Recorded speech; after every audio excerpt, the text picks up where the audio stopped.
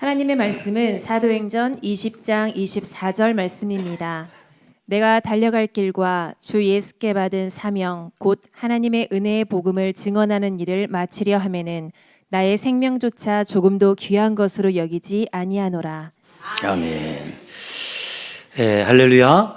오늘 하나님 말씀은 신년의 목표는 이라는 말씀으로 우리가 은혜를 얻고 승리하며 돌아가시기를 소원합니다. 자, 다시 한번 인사하세요. 새해 성취하세요. 근데 뭘 성취할지는 난 모르겠어요. 근데 꼭 소원 성취하시기 바랍니다. 여러분, 성경에 말씀하기를 꿈이 없는 백성은 망한다고 그랬습니다. 그러니까 이 말을 현대식으로 바꾸면 인생에 꿈이 없고 목표가 없는 사람들은 나아갈 바를 우리가 알지 못하는 거죠. 그래서 꿈도 없고 목표가 없다 보면 사람이 갈팡질팡하게 돼 있어요. 내가 뭘 해야 되지? 내가 어디를 가야 되지? 또 앞으로 어떻게 살아야 되지? 이런 목표 설정이 되어 있지 않으면 사람들은 갈팡질팡하고 여러분들의 인생에 어떻게 돼요? 혼선이 오게 되어 있다는 것이죠. 그래서 사람들은 자기에게 주신 각자만의 그러한 목표, 꿈을 향해 인생을 여러분들 최선을 다해 달려가고 있는 겁니다. 25년도도 여러분들이 정말 힘든 한 해였지만 여러분 나름대로 각자의 그 목표를 향해 또 그 꿈을 이루기 위해서 세상 말로 소원을 성취하기 위해 여러분들은 최선을 다해 달려오신 겁니다. 그래서 우리 옆분에게 한번 따뜻한 말로 위로와 격려 한번 해주세요. 당신 참 수고 많았어. 당신 참 수고 많았어.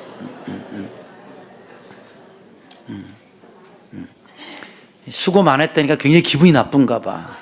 마치 또 수고하라고 독려하는 것처럼 여러분들이 아무리 그래도 인생은요, 살아 숨 쉴 때까지 숨이 멈춰지는 그 시간까지는 계속 수고와 애씀과 여러분들이 인생의 노력을 최선을 다해야 합니다. 그래서 사람은 정말 어쩔 수 없이라도 내게 주신 이러한 목표를 향해 가죠. 그것을 우리가 한국어 사전에는 또한 성경에도 기록되어 있지만 그 사명감 때문에 그래. 사명이 없으면 사람들은요 어때요? 의식이 없어요. 하고 싶은 도전력도 상실되어져 버리고 마는 겁니다.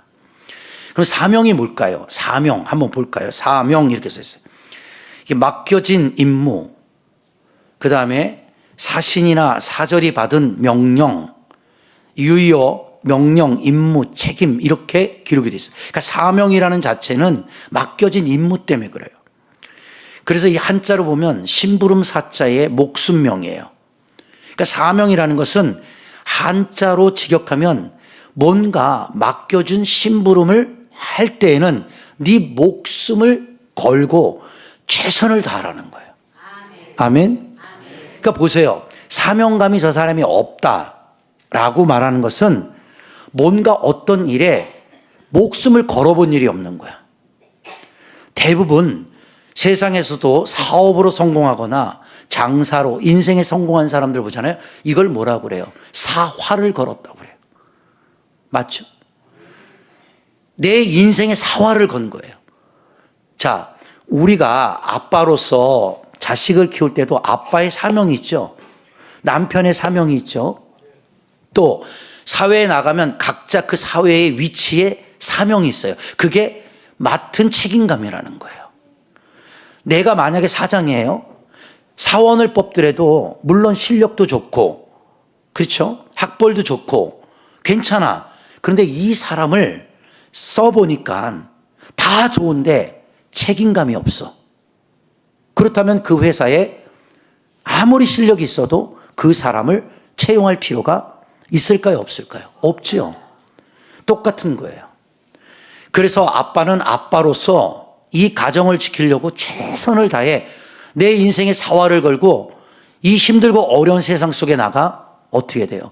자식들과 가족을 부양하려고 애를 쓰는 겁니다. 그래서 부모들은 참 힘든 거예요. 자, 교회도 마찬가지죠. 목사가 여러분들이 봤을 때 우리 목사는 사명감이 없어. 이걸 다른 말로 표현하면 책임감이 없어. 그냥 말만 딱 싸질러 놓고 뭔가 행하는 게 없어. 그러면 누가 나를 존중하고 따라오겠냐는 거죠. 그런데 우리 목사님은 좀 부족한 게 있어. 그런데 책임감이 강해. 아니, 갑자기 시험 들려고 그러네. 책임감이 강해. 사람이요, 이 책임감이라는 건요, 의무이기도 하거든요. 그런데 이 책임감은요, 내가 하고 싶은 것만 하는 게 책임감이 아니에요. 여러분, 그래서 아까 얘기했죠. 사신이 임금에게 받은 명령을 수행하는 것, 그게 사명이잖아요. 그러면 우리나라의 조선시대 역사에도 보면 뭐 병자호란부터 시작해서 임진왜란 할 것 없이 많은 난을 겪어요. 그때마다 어때요? 그 사신들이 목숨을 내놓고 임금의 친명령서를, 그걸 친명이라고 그러잖아요. 친명을 받아서 외적에게 가는 거예요. 사신으로. 거기 가서 어떻게 돼요? 목숨을 걸고 요구하는 겁니다. 이것은 양보해 달라. 이렇게 해서 외교 정책을 펴는 거죠, 사신이. 그래서 그 좋은 사신이 외교 정책을 잘 피면 국가의 이익이 되고 임금의 체면을 살려주는 그러한 일들이 역사 속에 있잖아요. 오늘날은 그 사신을 외교관이라고 그러는 거예요. 맞아요, 안 맞아요? 그러니까 이 사신이, 여러분 생각해 봐요. 책임을 다하지 않고 목숨을 걸지 않는 사신을 보내면 결국 국가의 손해, 그렇죠? 임금의 창피함, 백성의 민망함이 되는 거예요.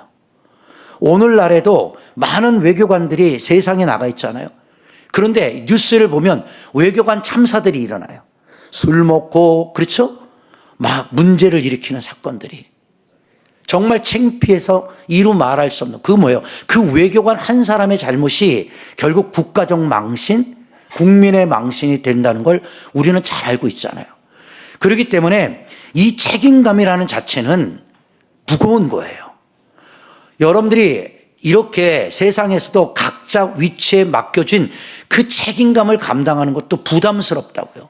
그러면 학생은 책임감이 없느냐? 아니죠. 학생은요, 무슨 책임감이 있어요? 공부를 해야 하는 책임감이 있는 거예요.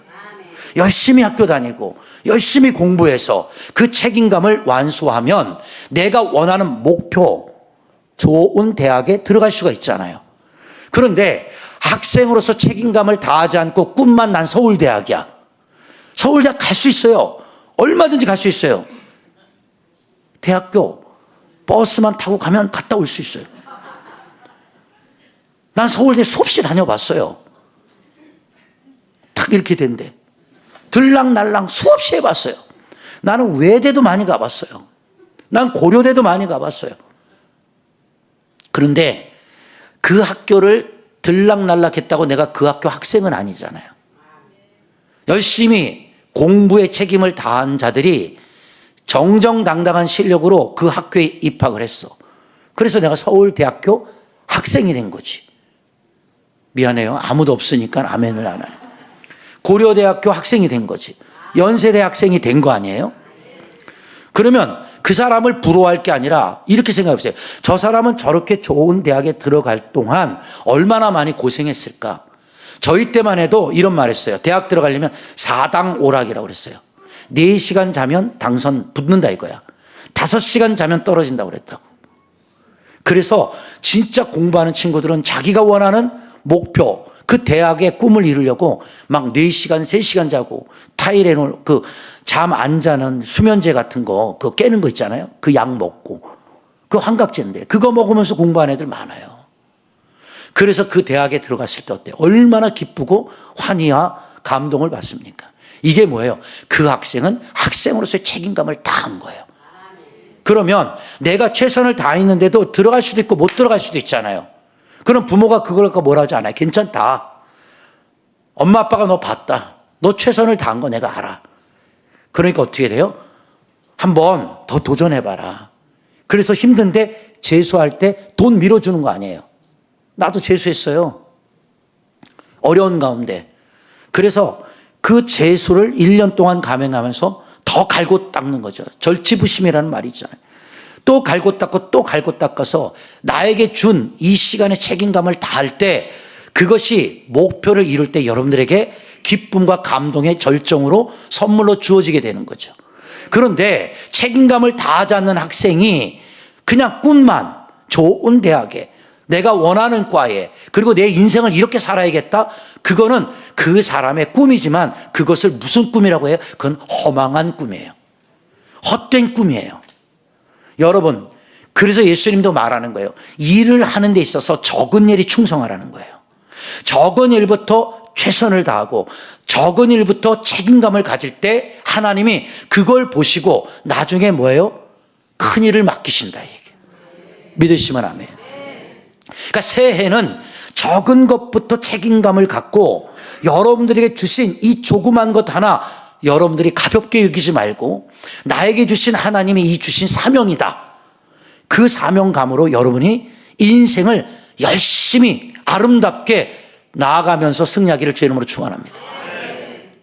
그래서 제가 26년도에는 이 표를 이렇게 정해놓은 거예요. 멋지잖아요.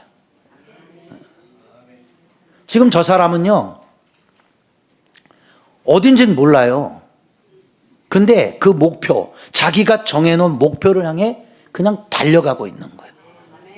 그래서 제가 기도하다가 사도행전 20장 본문의 말씀, 나의 달려갈 길, 그걸 주셔서 이 포스터를 만든 거예요. 이것이 이제 1년 동안 여러분과 우리 교회 주신 사명의 말씀임을 깨달으시기 바랍니다. 그래서 여러분, 이렇게 우리가 어디까지 가야 될지는 난 몰라요. 그러나 내가 그 목표를 정하였다면 그 목표를 향하여 여러분들이 어떻게 돼요? 나아가야 되는 거예요. 믿으시면 아멘. 그러니까 여러분, 아빠들이 왜 직장에 나가서 이렇게 힘들게 수고해요? 그 목표가 있는 거예요. 내 자녀를 그렇죠, 행복하게 해주고 내 부인을 행복하게 해주고 내 가정을 화목하게 만들겠다는 그 목표가 있으니까 이 힘든 세상에서 진짜 악착같이 버티는 거예요. 진짜 이 가운데는요, 사활 걸고 일하시는 분들도 있어요. 너무너무 힘든데도 내가 안 움직이면 내 가정이 안 되니까, 내 자녀가 힘들까봐, 내 와이프가 힘들까봐 정말 목숨 걸고 정말 전선에 뛰어들어 지금 세상 싸움을 하는 아버지들이 계시잖아요. 그러니까 오늘 이 자리를 빌어서 아빠들에게, 남편들에게 좀 박수 한번 쳐줘봐. 여보, 정말 당신 수고 많아. 한번 시작. 이 박수 소리가 어째, 그려. 자, 그러면 부인은 집에서 먹고 노냐? 그것도 힘들어요. 근데 부인들도 먹고 노는 게 아니에요. 자식들 육아해야 되잖아요. 그렇죠? 가정 돌봐야 되고 남편 또 보필해야 되고 나름대로 여자들도 힘들어. 그러니까 엄마는 엄마로서 최선을 다한 거야. 맞죠? 부인은 부인으로서 최선을 다한 거야. 그러니까 부인들에게, 엄마들에게 박수 한번. 수고하셨습니다.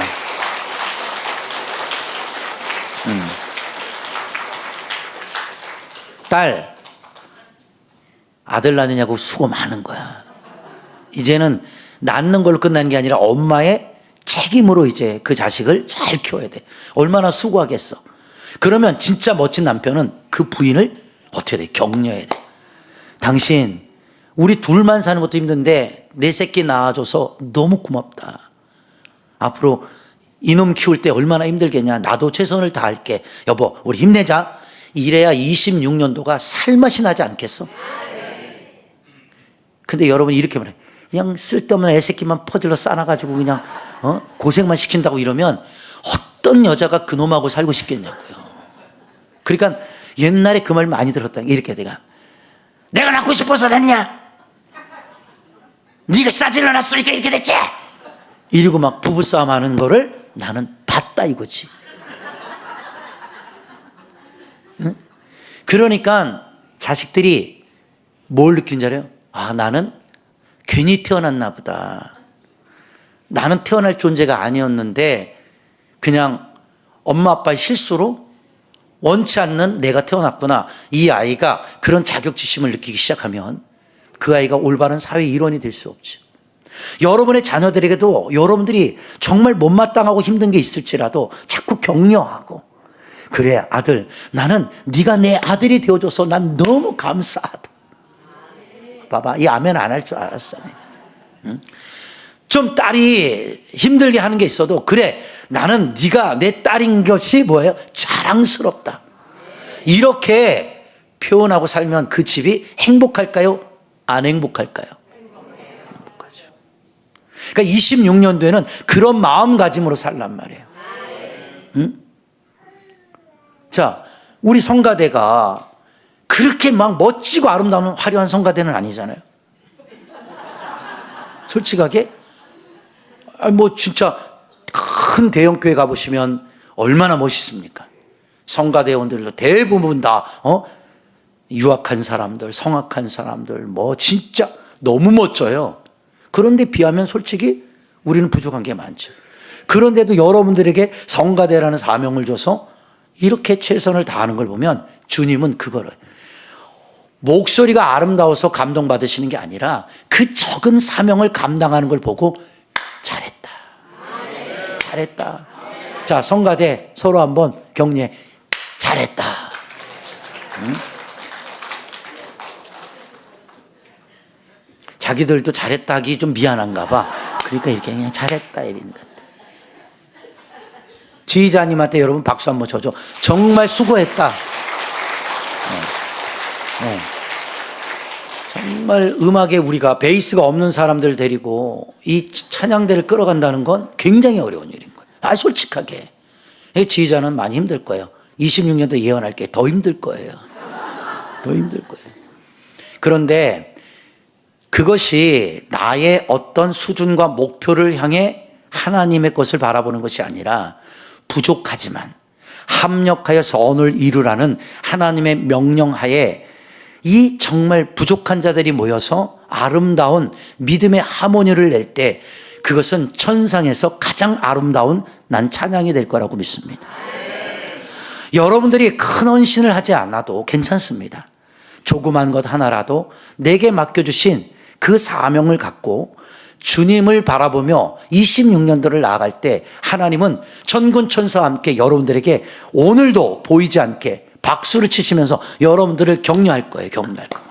아시겠습니까? 제가 어저께 유튜브를 보다가 마라톤 대회의 한 장면을 봤어요. 그런데 그 어떤 사람이 1등으로 달리다가 이 코스를 잘못해가지고 돌았어요. 그러니까 이 사람이 2등으로 밀렸어요. 그랬더니 그 2등으로 따라오던 사람이요. 우리 같으면 1등이 목표잖아요. 그건 쥐가 실수한 거잖아요. 그런데 이 사람이요. 나는 감동받았어. 뛰다가 이 사람이 일로 가니까 쫓아가가지고 방향을 유도합니다. 거기 아닌. 그리고 나서 다시 정정당당하게 경주하더라고. 그래서 그 사람은 결국 2등 했어요. 1등을 했어요.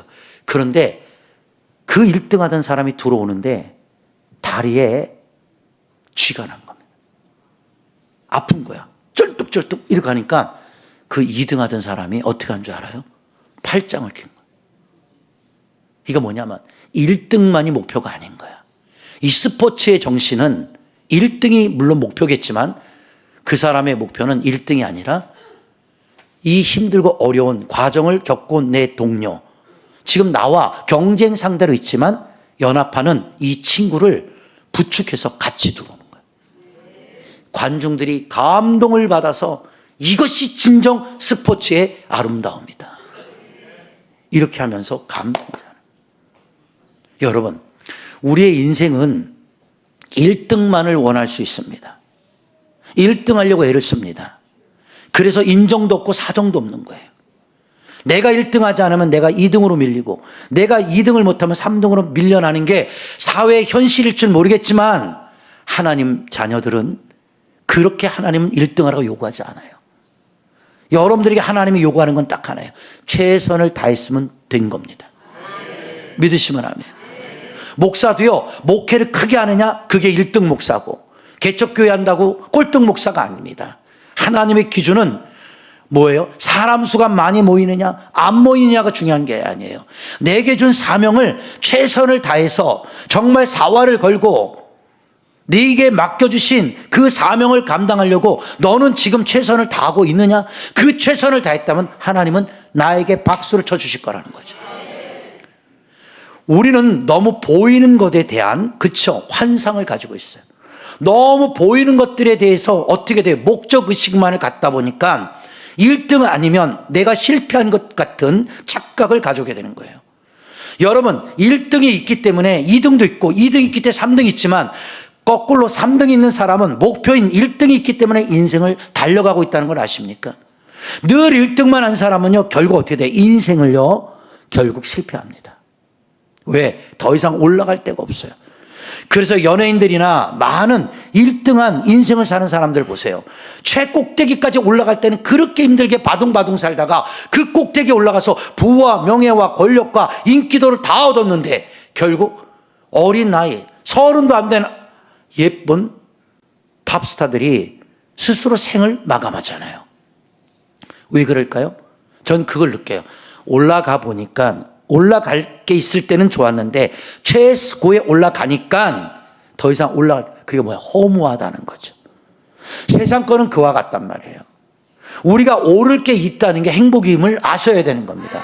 그러니까 26년도에도 여러분 오를 게 있다는 게 감사해야 돼요. 믿으시면 아멘.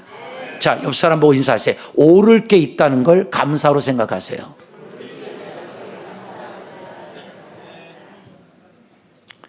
어떤 사람은 건강 유지하려고 일부러 아파트, 그쵸? 20층이면 20층까지 걸어 올라가더라고. 엘리베이터 타면 그냥 빨리 올라가잖아. 저도 건강 지킨다고 18층까지 매일 새벽기도 끝나면 걸어 올라다니는. 처음에는요, 5층만 올라가면요, 다리가 아프고 힘들고 숨이 막 그냥 턱턱 막혀요. 근데 그렇게 일주일 정도 하니까요, 이제는 12층, 13층 막 올라가는 게 덜 부담스럽더라고. 그래서 어느 날 한 달이 지났더니요, 18층이 뭐 올라가는 것 같지도 않더라고. 지금은요, 18층 한 번도 안 쉬고 올라가요. 진짜예요. 처음에는 5층까지도 못 올라가겠더라고. 이게 우리 목사님 거짓말 하지만 일로 와. 그래서 나하고 아파트 계단으로 가보자고. 집사람도 걷는다고 따라 올라갔거든요. 우리 사모는 암만 힘을 썼는데 10층 이상 못 가겠다 그러더라고요. 그래서 중간에 엘리베이터 타고 올라왔거든요. 그래서 저는 남자잖아. 18층이 내 목표야. 이를 꽉 물고 나도 다리가 후달리고 힘든데 올라갔어. 그러니까 죽고 하더라고. 하늘이 노랗게 보여. 그런데 당신 괜찮아? 그런데 남자잖아. 야, 이것 갖고 뭘? 방에 들어가서 이랬는데 그게 있어요. 18층까지 올라왔다라는 성취감이라는 게. 근데 이제 18층을요, 쉽게 올라가요. 그러니까 이제는 마음속에 어떤 마음이 드냐면요, 야, 18층이 아니라 최꼭대기 한 30층에 살았다면 내가 조금 더 올라갈 수 있었을 텐데, 이런 생각을 가져요. 사람은 그런 것 같아요. 여러분들이 목표를 향해 올라가는 건 힘들어요. 그러나 한 계단 한 계단 차근차근 밟고 올라가다 보면 여러분들 언젠가는 여러분이 목표한 꿈을 분명히 이룰 수 있다라고 나는 믿습니다. 옆 사람 보면서 하세요. 성실하게 한 계단씩 올라갑시다. 그렇죠? 가다 보면 분명 내가 원하는 목표가 나올 거라고 나는 보고요. 혹 여러분들이 살면서 그 목표를 이루지 못할 때 할지라도 성실하게 최선을 다했다면 여러분은 수고하신 거예요. 최선 다하셨으면 된 겁니다. 저도 나이를 먹어가지만 마지막 죽을 때 난 꼭 이 소리를 듣고 싶어요. 뭐냐? 우리 자식들이 이렇게 해주는 거죠. 또 내가 먼저 죽으면 부인이 아빠, 이제 죽기 전에 아빠 참 수고 많았어. 고생했어.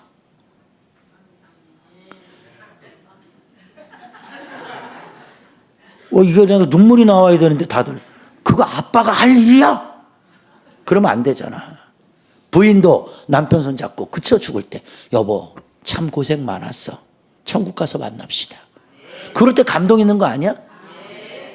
옆 사람 손 잡고 한번 해줘봐. 당신 참 수고 많았어.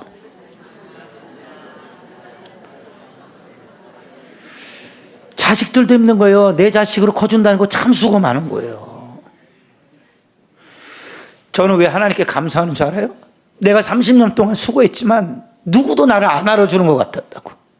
그게 너무 섭섭했다고. 부인도 몰라주는 것 같고 자식도 날 몰라주는 것, 교인들도 날 모르는 것 같아. 그래서 때로는 목회를 그만두고 싶을 때가 많았어. 근데 그놈의 사명 때문에 이 사명이 뭔지 넘어져도 쓰러져도 그래도 또 목사라는 사명 감당해야 된다는 그 하나 때문에 이 30년 넘게 내 인생을 바쳐서 여기까지 왔단 말이에요. 그랬더니 하나님이 이만큼이라도 감당할 수 있도록 은혜를 주시더라고요. 그래서 저는요, 그때 느낀 거예요. 누가 나를 안 알아줘도 주님은 나를 아는구나. 기도할 때마다 그래서 저는 가끔 내 인생을 생각하면 울어요. 근데 하나님이 그래요. 준모야, 너 참 수고 많았다. 그럼 됐죠 뭐. 바보 같아. 첫날부터 울고. 옆 사람 보고 있어요. 너 참 수고 많았어. 인생은 그런 거예요. 그래서 해 아래 수고가 우리에게 주어지신 사명이야, 사명. 힘들지만 잘 이기십시오. 한 해는 여러분들이 혼자가 아니에요. 주님이 함께 하시고 내 사랑하는 사람이 나와 함께 하고 있고 내가 또 사랑하는 사람들에게 함께 해주고 있고 이것이 축복이고 이게 행복인 거야. 그러니까 하루하루가 우리에게는 뭐예요? 감사한 거지. 여러분들 그 감사를 놓치지 마세요. 감사를 놓치지 마세요. 하루하루가 우리에게 얼마나 소중하고 나에게 주신 그 하루하루의 인생이 얼마나 값진지를 여러분들 당연하다고 생각하면 안 되는 거예요. 그래서 내가 앞으로 얼마를 더 살다 갈지 모르겠지만 내게 주신 사명 완수하고 하나님 나라 갈 때, 그쵸? 천사들이 유 목사님 고생하셨어요. 이제 그 고통과 눈물이 없는, 아픔이 없는 곳으로 함께 가십시다. 그리고 올라갈 때 얼마나 그게 나에게 큰 영광이요 기쁨이요 감사일까요? 그것만 해도 감사한데 주님이 나를 수고했다, 착하고 충성된 종이었다, 그렇게 하신다면 뭐 경멸류관을 쓰든 말든 그게 중요한 게 아니라 그 하나님의 인정하시는 한마디가 우리의 삶을 행복하게 만들어준다는 거죠.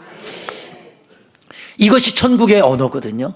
그러니까 오늘날 이 시대에 26년을 출발하면서 여러분에게 부탁하는 건 그런 주님의 때로는 천사와 함께 내게 주신 말씀을 써야 되는 거야. 뭐래냐? 옆 사람들에게 살아있을 때 많이 칭찬해주고 많이 격려해주고 많이 위로하는 한 해가 됐으면 좋겠어요. 자, 다시 한 번만 위로하세요.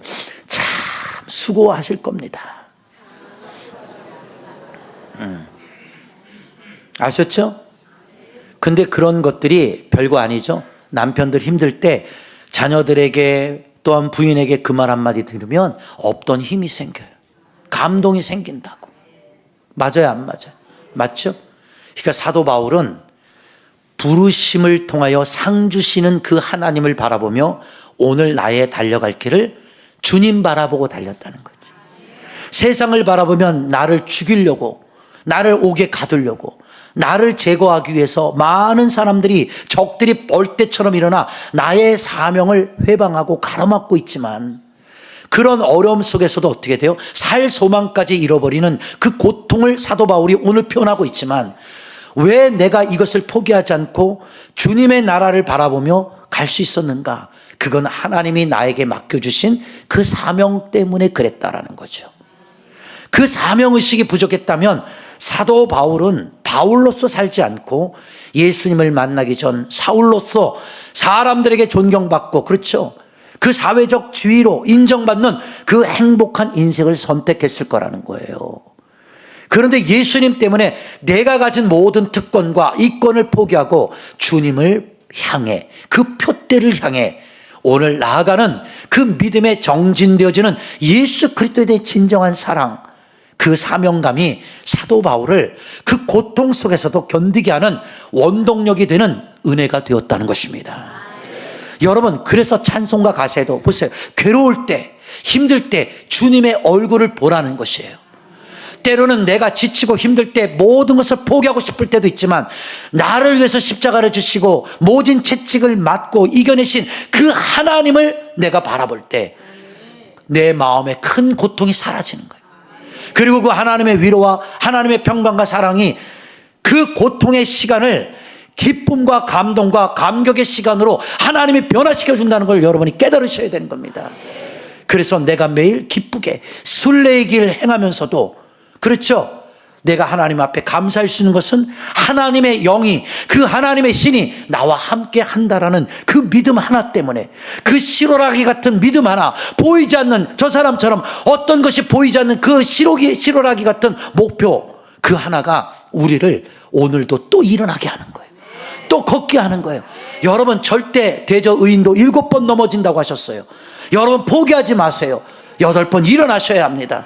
그리고 그 표대를 향하여 여러분들이 물론 힘들겠지만 한 걸음 한 걸음씩 나아가다 보면 분명 그 때가 성취의 때로 하나님이 선물로 주어지는 은혜가 있을 거라고 나는 믿습니다. 그러니까 여러분, 옆 사람 보고 있어요. 두려워하지 마세요. 포기하지 마세요. 좌절하지 마세요. 낙심하지 마세요. 여러분, 최선을 다했으면 되는 거예요. 믿으시면 아멘.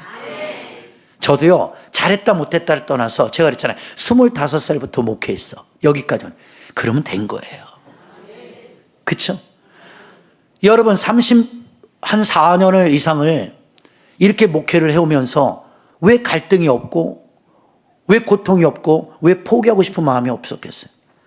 그래도 이거 하나, 이것이 내 사업이었다면 나는 성공한 사람이죠. 건물 짓고 여기 임하는 사람들이 내 직원이고, 그러면 나 성공한 거 아니에요? 그런데 하나님 일은 내 꿈을 성취하는 게 아니에요. 우리는 하나님의 꿈을 이루어드리는 하나님의 자녀이고 하나님의 도구일 뿐인 거예요. 올 한 해는 여러분이 그 사고관을 바꿔야 돼요. 내 사업을 성공시키겠다가 아니라 하나님이 기뻐하시는 사업을 내가 만들겠다. 내 꿈을, 내 목표를 성취하는 한 해가 아니라 하나님이 나에게 원하시는 그 목표, 하나님이 나에게 원하시는 그 꿈, 그것을 이루어드리는 하나님의 멋진 자녀가 되야겠다. 이런 자들이 사업가가 되어야 되고, 이런 자들이 어떻게 돼요? 세상의 정치가가 되어야 되고, 이러한 사람들이 사회의 일원이 되어야 돼요. 그래서 하나님의 꿈이 이 땅에 현실되어지는 그 그리스도의 푸른 계절과 그 그리스도의 푸른 꿈을 이루어 드릴 수 있는 하나님의 자녀들이 멋진 정치인으로, 멋진 외교인으로, 멋진 사업가로 이 세상에 세워져야 하는 겁니다. 우리 목사도 마찬가지예요. 나의 꿈을 이루는, 내 꿈을 이루는 목사가 아니라 하나님의 꿈을 쫓아가는, 그 하나님의 꿈을 따라가고 그 하나님의 꿈을 여러분에게 선포하며 그 하나님의 꿈과 동참하게 만드는 하나님의 사람들이 여기 모여들어야 되는 겁니다. 교회만 다니는 것으로 만족하지 마시고, 여러분 이제 얼마 남지 않은 인생을 하나님의 꿈을 이뤄드리는 그 꿈을 향해 여러분들이 헌신하는 하나님 나라의 헌신자가 되기를 주 이름으로 권면합니다. 그것이 뭐예요? 나의 꿈이 아니라 주님의 꿈을 쫓는 자들인 거예요. 믿으시면 아멘. 여러분, 내 꿈은 마지막에 개꿈이 될 수 있어요. 그냥 드림이잖아요. 그러나 하나님이 보세요, 요셉이라는 17살짜리에게, 그렇죠, 은혜를 주시잖아요. 꿈을 주시잖아요. 그것이 바로 어린 요셉은 알지 못했죠. 11몇 단이 일어나서 그에게 절을 하고, 해와 달이 갑자기 그에게 절을 하고, 그 어린 철부지의 마음속에 주님은 꿈을 주시는 거예요.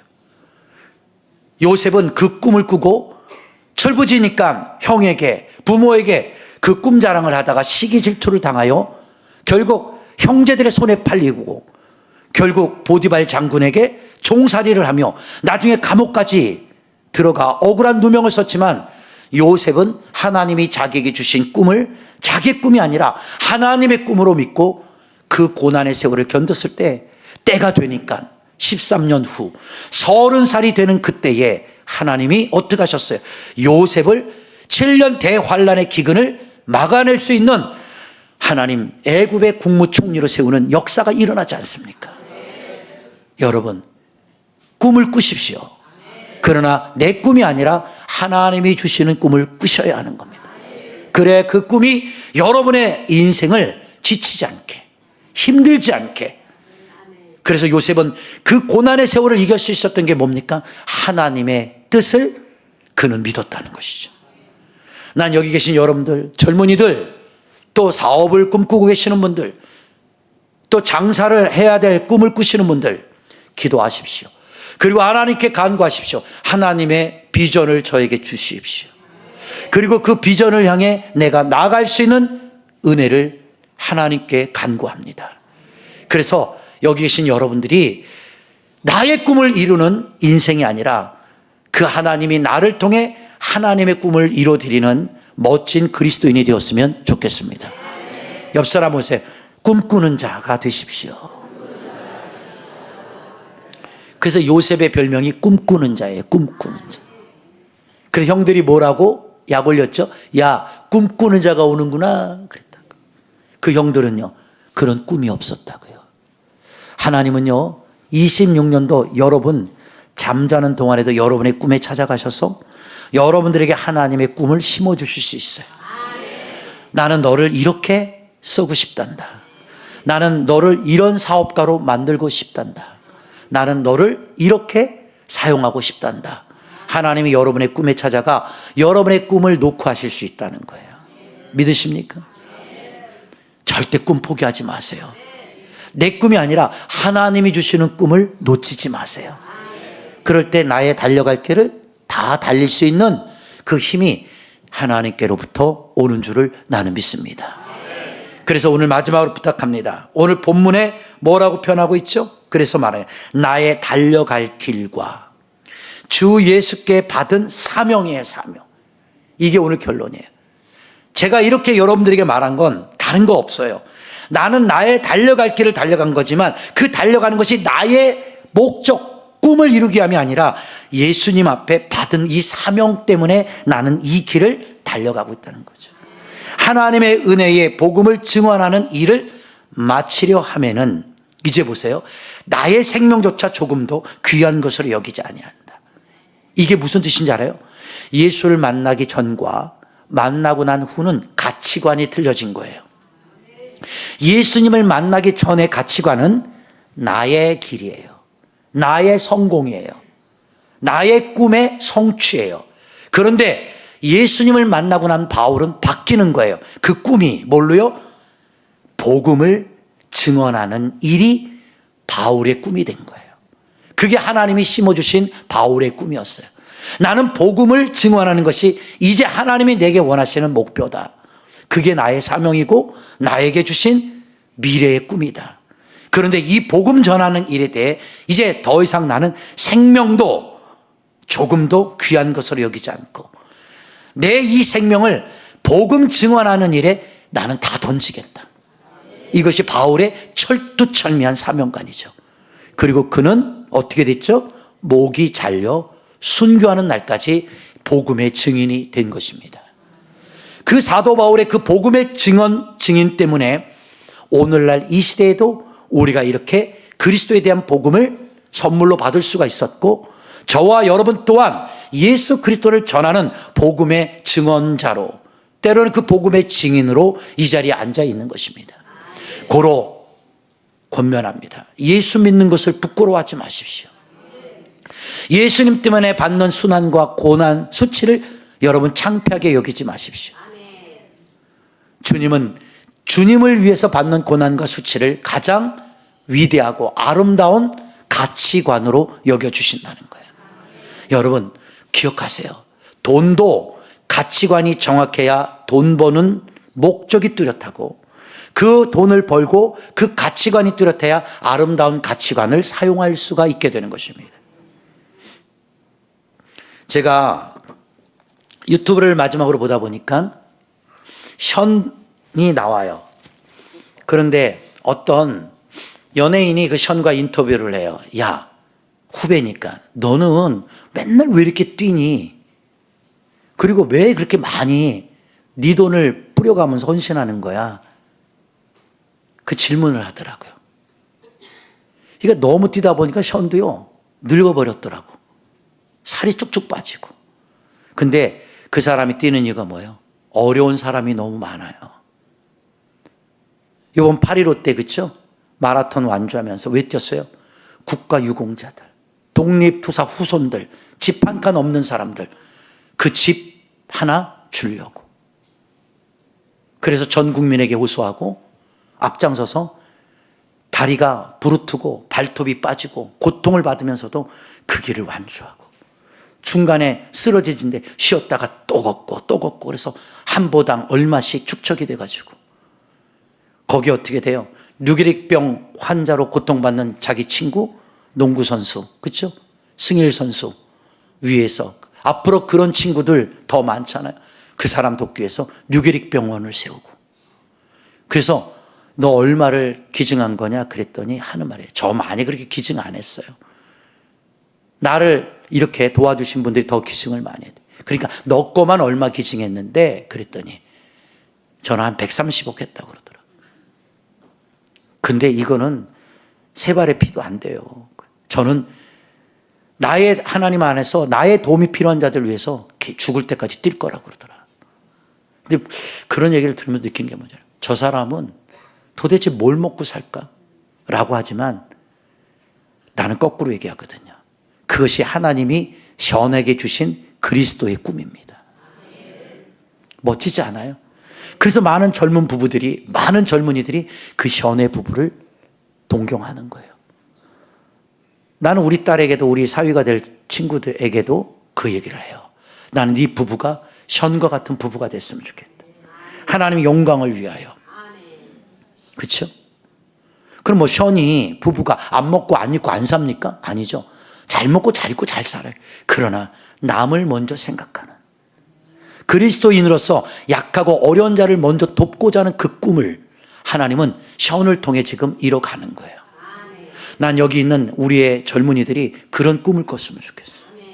그래서 멋진 사회의 일원으로, 내가 요만큼의 힘이지만 나를 통해서 많은 사람들에게 좋은 영향력을 미칠 수 있는 그러한 꿈을 실천할 수 있는 하나님의 거룩한 그리스도인의 제자와 일꾼들이 이 교회에 그 푸른 꿈을 갖고 많이 일어서는 아름다운 교회와 교인들로 성장되어지기를 주의 이름으로 권면합니다.